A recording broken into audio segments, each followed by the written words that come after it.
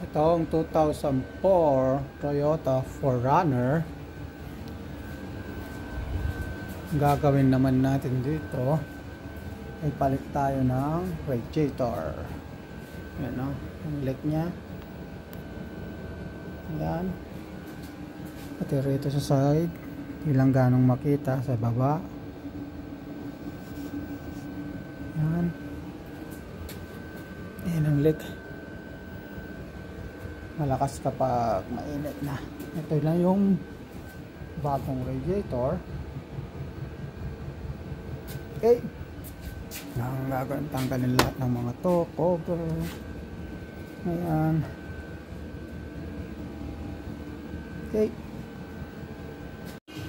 Ayan, matanggalin natin yung skid plate. I-drain na natin yung coolant. Tanggalin na natin tong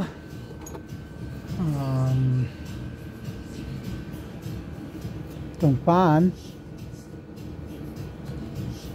itong surround. Tanggalan natin itong cover sa ibabaw. Okay.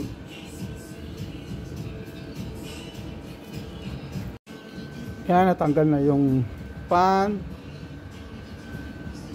yung surround. Ayan ang pinagmula nun, tumatalsik dyan, no? Coolant. Mayroon siya para sa oil cooler ng transmission. Yun, tatanggalin din. Set muna natin. Ito yun. Makikita nyo. Yan ang click.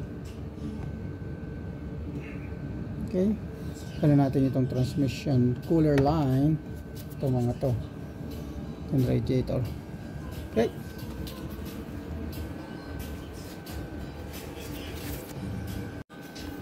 Yan, may bolt siya na 4 sa dito. Tapos dun sa loob, ko lang kung makita. Ayun, no. Yun ang bolt. Ayun pa yung isa. Yan. Ayan, yan tatanggalin natin. Nailayo ko na rin yung mga cooler line. Ito, tanggal na. Tanggalin natin yung mga bolt. Yan, natanggalin natin yung radiator. Mga bolt dito. Doon, 4 yan. Dito nakalagay. Yan. Yan. Pero kukunin natin to. Lagay, lilipat dito. Ito. Okay, lipat na natin. Yan yung mga leak pala. Yan, leak doon. Yan. Okay. Yan, natanggalin natin yung mga lagay ng bracket. Yan.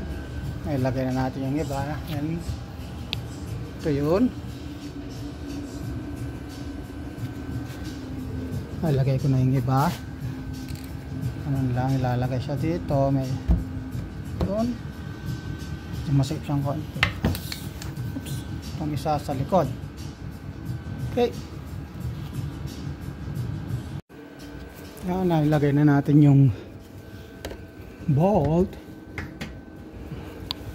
Yung bolt doon sa loob. Ito. Ngay. Nakita nyo yun? Ang maliwanag. Ano nga bandang taas. Yun. Yung bolt doon. Ayun o. Nailagay na. Tapos doon din sa kabila. Ayun. Nailagay na rin. Nailagay na rin. Naitok na rin yung bolt doon. Ito. Bolt na yan. Ito. At ito rin. Okay na. Lagyan na natin itong radiator. Lagyan natin itong cooler muna. Oil cooler ng transmission oil cooler line. Ito. Balik na lahat. Okay. Yan, nailagay na natin lahat. Cover. Ayan. Pan, torque na coolant. Mga hose nya. Itong cooler line.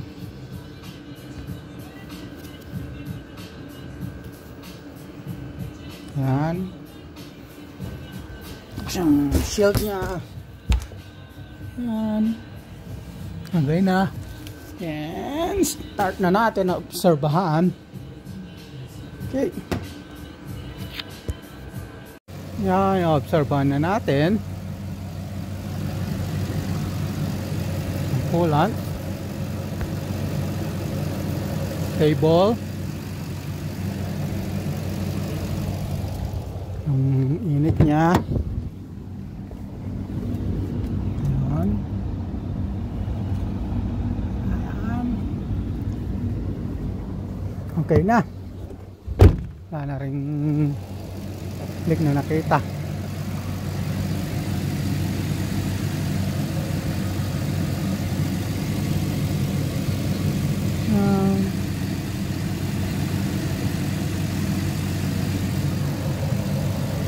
Maraming salamat sa panonood. God bless.